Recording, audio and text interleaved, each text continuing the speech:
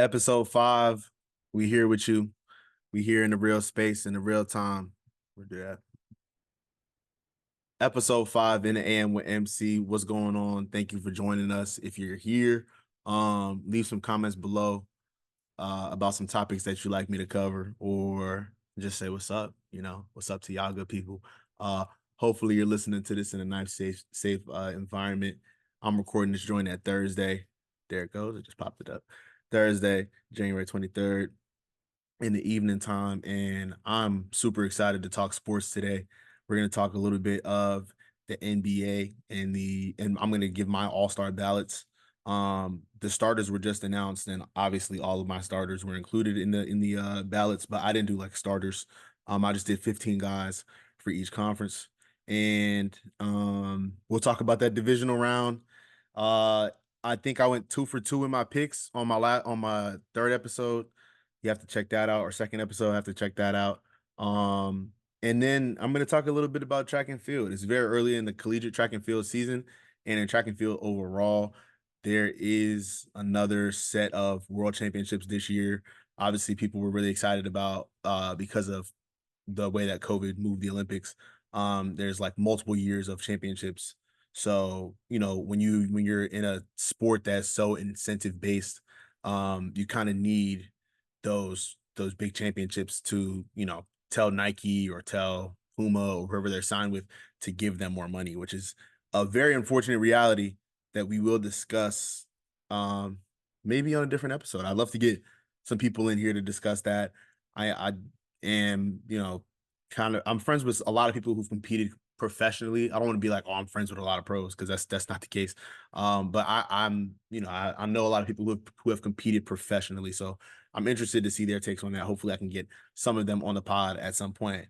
Uh Without further ado, let me stop. Because like I said, I didn't do starters. Obviously, LaMelo Ball is starting for me if that's the case, but not the point. So let's just do guards first for the Eastern Conference. I got Zach LaVine, I got LaMelo, Donovan Mitchell, and Darius Garland, Brunson, Trae Young, Cade Cunningham. Forwards, give me Giannis, Jason Tatum, Jaylen Brown, Cat, Franz Wagner, Evan Mobley, and Jared Allen. Now, who does this leave off? This leaves off guys like Paolo Banchero, Jordan Poole, Embiid, Tyler Hero, Halliburton, and Damian Lillard, notably, and Tyrese Maxey, which is a tough leave off. I think Maxey is playing his best basketball, but the East is just teaming with guards. The entire league is teaming with guards and teaming with talent, but the East is teaming with guards. So let's just go through this real quick. But Zach LaVine is the best player on the Bulls, and he is playing very efficient basketball. LaMelo is LaMelo. I feel like that's really self-explanatory. And then you have this backcourt that's in Cleveland, right? And Donovan Mitchell, I talked about this on the last episode, but he'd almost been he'd almost been like someone that people associate with stats that don't contribute to winning, like empty stats. Sometimes he had that ball hog reputation and all that, but I think it's pretty clear that he's the alpha on the Cavaliers. So Darius Garland can cook and all those other guys can cook, but they also love each other and they're all really invested in each other's success. So there's no envy on that team, at least from the backcourt perspective. Both of those guys are really talented, and I think that they're both going to go to the All-Star game. Jalen Brunson should be self-explanatory. He was just selected as a starter. Many people wanted Cunningham over him as a starter. I think what Cade is doing is really good, guys. I don't think that we should not think about what Cade is doing, but everything's relative. Cade came into the league as a very high pick. Like he's doing what a high pick is supposed to do and then some. Whereas Brunson, who came into the league in the situation that he came in and who is a 6 foot even guard, right? And not a 6'8" vegan. Like, come on, guys. Like Cade Cunningham is supposed to be doing the stuff he's doing. It's only now materializing and contributing to wins. And so he's earned the right to play in the All-Star game. Has he earned the right to start? Probably not. And over Jalen Brunson, no. The Knicks are seated higher. They're seated third to the Pistons 6, which is very impressive. Bickerstaff always got very impressive. But again, Brunson and them, like they're the Lakers of the East. A lot of people don't think of the Knicks as getting everyone's best game, but the Knicks get everyone's best game. Best believe you're playing at the Garden. You see all these celebrities in the front row. You know that these clips are going to circulate. You know that these games are going to be nationally televised. If you're from a team like the Utah Jazz or from the Portland Trailblazers, who doesn't get on TV a lot, you're gonna hoop. And those performances are materialized and etched in history. Stephen Curry, um, had his breakout 55-point game that really put a lot of people on the map to like this is a sustainable thing that can occur in the league and be dangerous for all of us because how did this little light-skinned dude just do that to us? And remember, he had all those ankle injuries. Him and Monte Ellis were sharing time. So yeah, Stephen Curry really blew up at the Garden. And those are my 15 that I think should be in from a guard perspective. From a forward perspective, Giannis is obviously going to be named a starter again. He has surpassed my expectation of him as a basketball player. He's just getting better and better. And I've never been the biggest Giannis fan, but I do have to give credit where credit is due. Tatum can do everything on the floor. Brown, same situation. Cat should be a starter. Cat is playing what I think is not even his best season, but probably like second best season of his career, and it's being magnified because again it's on the New York stage. It's being magnified, right? So Karl Anthony Towns, 100%. Franz Wagner, Franz 6'10", just big, strong, hard matchup for a lot of people. Evan Mobley, 7 feet, can do everything, and then Jared Allen. Both of those guys, defensive stalwarts. Paolo, I think he missed too many games for me. I think Jordan Poole is playing good basketball, but it's not in the same caliber as any of these guys. The only two guys I'm looking at here where I'm like, this is really hard to leave them off are Tyler Hero and Tyrese Maxey, because Maxey is carrying a lot of PG's weight right now, or the expectations of PG's weight, and Tyler Hero is hooping amidst the Jimmy drama. This has quietly been Tyler Hero's best season. He's like playing under control. And so yeah, it's really hard for me to leave those guys off, but you know, it's a testament to the league. The league should be like, oh man, these guys are snubs. You don't want to be in a situation where every time it's just expected. But that being said, I think some guys are gonna have to slowly start coming out of the All-Star game based on name value because they're gonna get outplayed. Like I'm looking at the West right now, right? I have Harden down as an All-Star, but I think that Harden gets outplayed by John Morant if John Morant plays more games. John Morant hasn't played enough games for me to be selected in the All-Star game, but the Grizzlies look really good. I think that they could be sustainable in the playoffs. This guy is 6'1", 160. Protect your body. Learn how to land. Just like people talk about Zion having to learn how to land because his frame is unique. John Morant's frame is unique in a separate way. He has to learn how to land so that he's not landing on his wrist, falling from 7 feet in the air, 10 feet in the air, 11 feet in the air, which he's done many times. John Morant, when he dunks, like, and Anthony Edwards used to do this too, and I think he's slowly, it's like started to understand that he's mortal. But they be dunking like they're WWE wrestlers. They go up and they dunk, they rim rocking, but then you flipping off and all of this, you're gonna break something. And hopefully it's not like career altering or anything like that. In the West, for forwards, give me Domantas Sabonis, give me Jokic, give me Bron, give me KD. Those are three starters right there. Give me Wemby, give me AD, and give me Jalen Williams, J-Dub. Guards, give me Kyrie, give me Norman Powell. Can't wait to talk about Norm real quick. Give me Curry, give me SGA, Ant, D Fox, Devin Booker, Harden, and I want Jalen Green. Looking at this list, I think I probably left off, or guys that are gonna end up getting left off are like maybe like an Anthony Simons, right? Şengün, even though Şengün is Şengün is here. Şengün, but I'll get that. I'll get to that. And Ja, and then Jaren Jackson Jr. And maybe Desmond Bain if you're into that kind of thing. But I'm come on now. Hmm. Sabonis leads the league in rebounds, and I think he's averaging like 22, 23. He's like the Lakers' kryptonite. He's always been a really bad matchup for Anthony Davis. Um, so you have to kind of tip your hat to the mastering of basketball that Sabonis has done, and you really have to ask yourself why they traded him away from the Pacers. Obviously, you're getting a guy like Halliburton, but I think that Halliburton was being put in these conversations, and I hate talking like that. I hate that discourse. I hate it. I hate it. But I think Halliburton was getting placed in these conversations based on a very small sample size. And that's what happens a lot. These guys get placed in conversations based on a small sample size. But you look at a guy like SGA, that's a big sample size we now have. And the streak of 30-point games he goes on, and the way he's able to score with and without using the foul line, he's just so versatile. He's so good. And SGA deserves everything that's going to come his way. And SGA is a mainstay in the sport. He's found his way, he's found his footing.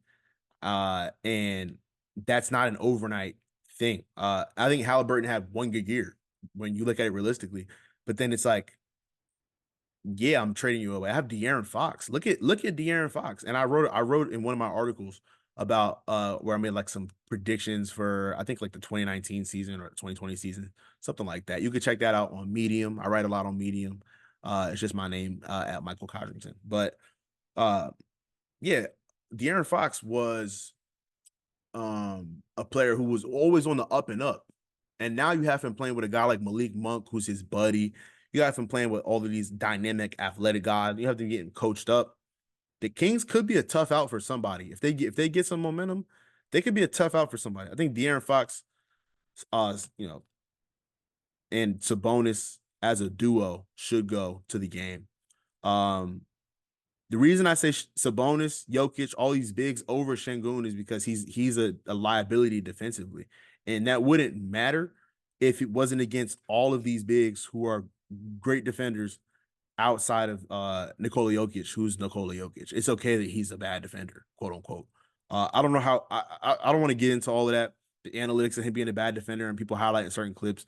You have this giant 7-foot dude, 7 foot, 260-pound guy playing every single minute for your basketball team, elevating every single person on your basketball team, and you highlight in clips where he's not getting to the short corner. I don't care. I mean, this is Jokic. So yeah, baby Jokic gets left off. Got Sabonis, Bron, KD, Wemby, all really anomalies in their own ways and self-spoken for guys on the list. AD, I feel really bad for Anthony Davis. I really do, because I saw Jalen Williams talking about how they should give out two different um defensive player of the year awards. And I think that there was some merit to what he was saying, but I think that AD was there at a time where there was fatigue with giving it to bigs, because they gave it to Rudy Gobert so many times, and they gave it to Marcus Smart that one time. It should have gone to AD. And then sometimes he has really good defensive seasons and he doesn't play enough games to get looked at, or the Lakers flame out or whatever. But like, there's no way Anthony Davis should not have been a defensive player of the year in the first 10 years he's been in the league. I will never forget, I was in the hospital, like the waiting room of a hospital, and we watched that championship game that Kentucky played. And they were talking about this Anthony Davis guy, and they were like, yeah, he could go higher than Kid Gilchrist. And this is why I'm not an analyst of talent. This is why I'm not a scout. I was like, what you mean? Kid Gilchrist with his crazy jumper? Yeah, bro, I'm taking Mike number one without a doubt. No, Anthony Davis affected that game so much defensively that it wrecked the game and allowed his guys to flourish offensively. And he flourished offensively. And then he added so much to his game. Like, it's a shame he's not going to ever win MVP, but I think he needs to win one defensive player of the year before Wemby gets all of them. Because look at what Wemby is doing. He has to win this year. I mean, you're not going to tell me there's a better player on the defensive side of the ball than Victor Wembanyama. No one is affecting shots the way that he is. Nobody's blocking more shots than he is. It's him. He's the best player on the defensive side of the ball. So I'm telling you, like, I feel bad for AD. We need to get our guy AD one. Wemby, just take a season off. And then Jalen Williams, he likes to clarify that he's 6'6", not 6'4", but he is very versatile. Here, on defensively, he like has like shades of a Draymond Green as far as his versatility. He can really go like 5 down to 2. I wouldn't say to 1, not in today's NBA. But he's very quick. And then on the offensive side of the ball, he's giving you 21 points a game, 22 points a game. As a Robin. You know, people like this Batman Robin. As a Robin, he's giving you 22 points a game. As far as the guards, all of these guys on here, I like. Jalen Green has the Rockets in a great position. Kyrie has the Mavericks in a great position without Luka. But the guy I'm going to talk about is Norman Powell. Norman Powell said addition by subtraction. They said, Norm, you guys lost Paul George. What are you going to do? He said, we lost Paul George. That means I'm shooting the rock more. Addition by subtraction. Man, if that's not the most like, I'm a 32-year-old, 33-year-old man and ain't nothing funny no more, and I'm getting too old for this stuff line I ever heard. Like, he really said it's time to get to the money because y'all don't know who I am for real. I get to it. And Norm has been getting to it. Him and Harden have the Clippers at, I think, 5. And Ty Lue, they have the Clippers at 5 in the West. I think they're both playing good enough basketball to be on this list. Yeah, a lot of these guys are pretty self-explanatory. So that's my East and my West ballot. I think that they should go back to the East and West format. I don't like the whole, playing to 81 for Kobe or whatever they're doing. All these ceremonial things. I mean, Adam Silver, I think he's a good guy, and I think that at times he has been a good commissioner, but it's a thankless job at times, and it's a job that he is not doing a very good job at adapting with. Like, when things are changing, when times are changing, when people are wanting things to be different, he's not doing a good job of changing. But he's changing things that no one is asking for to be changed. So Silver's running into some issues with that, I think, from a fan perspective, myself being a fan. Let's move on to the NFL. Let's round up these games. So the Rams ran into the Philadelphia Eagles, namely Saquon Barkley, and they lost by 6 points. It was 28-22. I said that I wanted the Rams in that game, I think. I can't remember what I said as far as what team I picked in my episode. I just remember that I had kind of previewed that game. I expected it to be competitive, but the snow became a factor in the second half, and I thought it was over for the Eagles. When Puka Nacua caught that one ball on the right side, I'm like, Puka Nacua is built to play in this kind of weather. You know what I'm saying? I did talk about the Rams having big, strong receivers. I'm like, they're going to prevail in this weather. And Quinyon Mitchell went down. So I'm like, oh, yeah, game's over. But Saquon going to Saquon. And the defense holds up because, like I had mentioned when I talked about Zach Baum possibly being a defensive player of the year, they have guys at every single level of the defense. Them two milk checks they got back there. Come on, bro. Blankenship and DeJean, like, when they're on, they're on. I think DeJean is a guy that can get a pick this weekend when they play the Commanders. Commanders, you guys made me eat my words. Jaden Daniels, I still think that Brock Bowers should win player of the year over you. But you guys made me eat my words. Putting up 45 points on the Lions is just nasty behavior.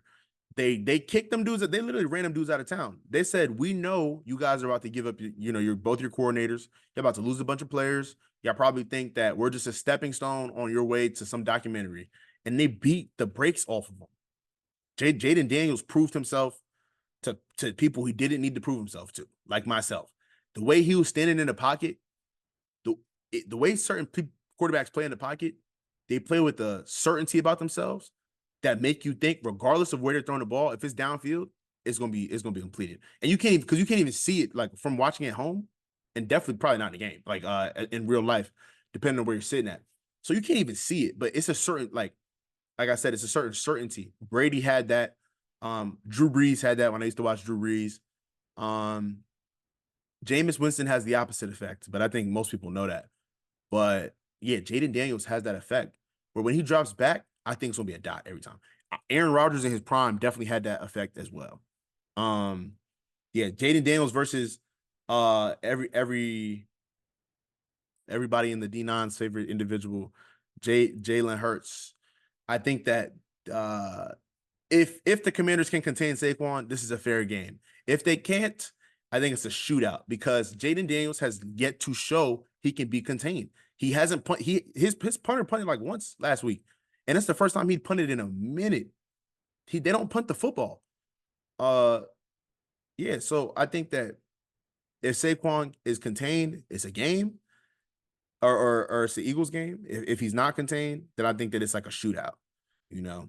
And AJ Brown can finally slick up those wheels and run a little bit because nobody's going to cover him downfield. Mikey Samer still is my guy, and he had 2 picks last week. He came up huge, but he's not gonna hold AJ Brown's jock running downfield 1-on-1, especially when if like Dotson's gonna have a lot to prove. Dotson was on this Commanders team at one point, so if Dotson can hoop a little bit here, right, he's going to be a little motivated. Devonta Smith is obviously going to want to try to pull his weight. Dallas Goedert, if he can get involved, and if Saquon can get involved in the pass game, which always opens things up for the whole team, then it's Eagles all day. As far as a prediction, I'm going to take the Commanders. I'm gonna just be gutsy with it. I think that the story just makes too much sense. I'm going to be gutsy with it. Give me the Commanders. As far as the AFC, Lamar Jackson and the Ravens fell short by 2 points. Martin Andrews had a chance to catch the game winner. He dropped it. Hats off to Josh Allen and co. Really, hats off to them. They won that game. Now, a couple things about that game. That pass interference call on Tre'Davious White, I thought was terrible. They were really letting them play, really letting them tug at each other for most of the game. That stood out to me as an outlier of like, why are we calling this? Terrible call. I think Lamar, when he's coming out of bounds and Ed Oliver's kind of on his back and he drags him down, that's the definition of a hip drop. If that's not a hip drop, I think we're watching different sports. Definitely a flag for unnecessary roughness hitting the quarterback out of bounds, but that's a hip drop tackle. What are we going to do about that?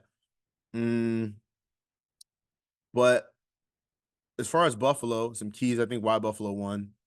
Some great games by DeMar Hamlin and Matt Milano. When you look at their defense and what they were trying to do and the fronts that they were playing, those are 2 guys that were pivotal in what they were doing schematically, and they helped win the game in a monumental way. Like both of those guys really, really showed up for Buffalo. And I talk about this sometimes. When you play a rival, there's going to be a couple guys who actually are a real X factor. They talk about what an X factor is. An X factor is a guy who going in, you did not think was going to affect the game in the way that they did, and they basically swayed it in one way or another. Matt Milano swayed the direction of the game. When rivals play each other, it's always going to be a guy who is like a name and who has experience, but who's maybe not the biggest name, right? If you know football, you know who Matt Milano is, and he's an all-pro player. But the average fan knows Derrick Henry, Lamar Jackson, Josh Allen. Who else does the average fan know is in the average fan? Most people probably don't even know if Von Miller is on the Bills. You know what I'm saying? And those are casual, supposed to be casual fans of the sport. The rushing attack from the Bills was very like balanced. Cook, Allen, but a guy who doesn't get enough love, Ray Davis. Ray Davis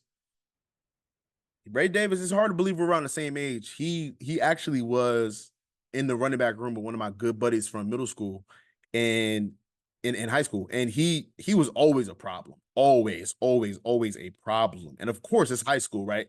You're gonna give the ball to the fast kid and a fast, stocky kid, and he'll play Wildcat. But he's not all that big. I mean, he's like 5'10, 5'9.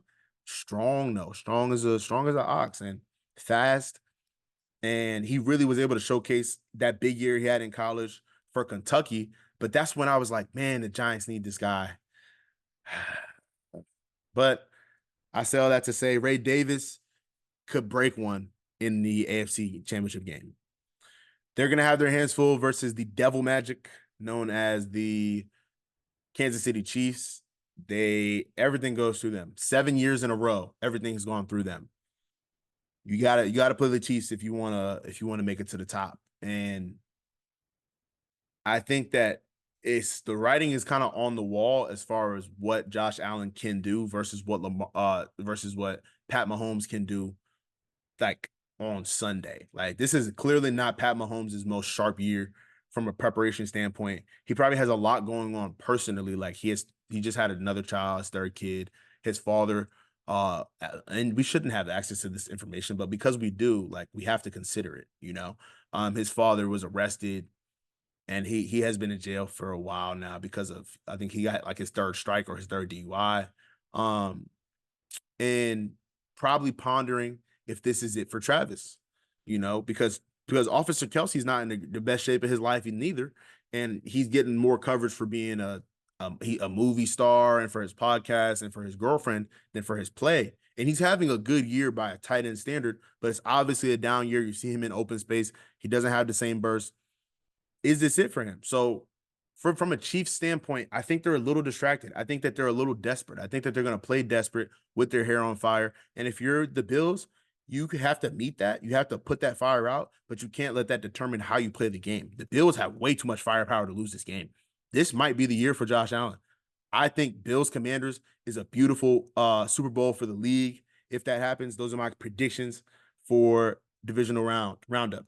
Now, just to close out, we have about 5 minutes here. I want to talk about the Howard Bison track and field program. Let's clap it up for them. So this is now going into year 7-ish, 7.5 for Coach Oliver's tenure as the director of track and field. I'm not going to give away all the DO secrets because A, I don't know them, but but B, that's my guy, man. I got to see him in November when I was just over there. It's my guy. So you know, and it was great to be on the team when I was on it. That being said, they're coming for it all, right? The boys team has been runners up in the conference for a lot of years running now, like 5 years running now. So this is finally the year where they're like, we're about to win that. The girls have been winning for about 4 years now, 3 or 4 years now. They're about to win again. But past that, right, we had more regional qualifiers than we've ever had last year. And we had a national finalist in the 110 hurdles. And now we're looking prime to do something very similar. A couple of top 30 marks early in the year. This is as of January 23rd, 6th in the country in the 60 hurdles is Marcia Say, grad transfer from Ohio State, and Goba Dan Prince Wills tied for 30th, grad student from Howard in the 60. They have top 50 marks in the men's triple jump, women's 60 and women's 200 respectively. But shout out to them people, like they're really putting spike to ground, and there's not been an indoor Bison representation in a lot of years. I think maybe since DL at the NCAA's indoors. Outdoors, we've been stepping. We have 3 pro athletes in recent memory from who are from Howard with Dylan Beard, Jessica Wright, Jessica Gabe. I think Samuel Bennett, who's right now at Texas Tech, will probably follow suit as like a former Bison turned professional athlete. They're really just putting spike to ground, like I said. And this is not it's not like we didn't break ground here first, right? Like I watched DL study this is one secret I'll kind of give away, but I watched him kind of study how Dwayne Ross was doing it at NCAT and a little bit of what they had going on at Hampton. Because Hampton was churning out athletes as well. But I think NCAT had the structure and they were really and like as a school, they were making, good at making money by like maximizing their facilities. They were pumping out good athletes. And Dwayne Ross was had the notoriety for being as good a coach as there is. I think maybe that gets questioned now with the situation with his son, but that's neither here nor there. The point is that with Kristen Belcher, with Belcher and Randolph Raw, no, excuse me, Rodney Rowe, Kayla White, Cambria Sturgis, with those kind of athletes that he was able to have his hands on and have a hand in their development. We saw that firsthand in the MEAC. They were bracing us. So seeing that It really helped understand what the team could be from a competition standpoint. And now with the investments, because we would always talk about what this program could look like with a little bit of investments. Now with some of the investments from Jordan, Steph Curry, like all of that kind of stuff. I mean, the program is just going to new heights. So, and it's funny because all throughout that, like they still got the same office. Like they're still thugging it out in that same office in the basement of the boys' dorm. And like you wouldn't even know it because the program is, like I said, just doing so good. So I'm just happy for everybody that's doing that. Hopefully I get to link up with them at Texas Relays this year. But go Bison. It's always go Bison. You knew that though. This is the 5th episode in the AM with MC. We getting out of here.